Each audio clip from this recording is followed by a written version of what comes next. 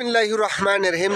দর্শক, ডাকসুর নির্বাচন নিয়ে মানুষের মনের মধ্যে একটি সন্দেহ জেগে গেছে যে একটি ঢাকা বিশ্ববিদ্যালয়ের মতন জায়গায় যদি এরকম 2 নাম্বারই ভোট হয়ে থাকে, যে নীলক্ষেতের জায়গায় যদি ব্যালট পেপার পাওয়া যায়, এখানে নিঃসন্দেহে এই ব্যালট পেপার চেক করা দরকার এবং ভিসিকে অনুমতি নিয়ে এই যে ভোট দিয়েছে ছাত্ররা, এই ব্যালট পেপার আর নীলক্ষেতের ব্যালট পেপার চেক করে দেখা হোক।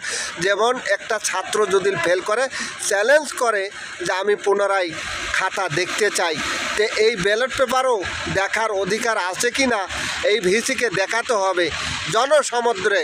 যেহেতু নীলক্ষেতে ভুয়া ব্যালট পেপার পাওয়া গেছে, আসলে বাস্তবে কি সেই ব্যালট পেপার ঠিক আছে কি না এটা দেখার জন্যে এই ভিসিকে আবেদন করে এই ব্যালট পেপার চ্যালেঞ্জ করে দেখতে হবে যে আসলে ভুয়া ব্যালট পেপার না সত্যি যারা ভোট দিয়েছে সেই ব্যালট পেপার। ধন্যবাদ।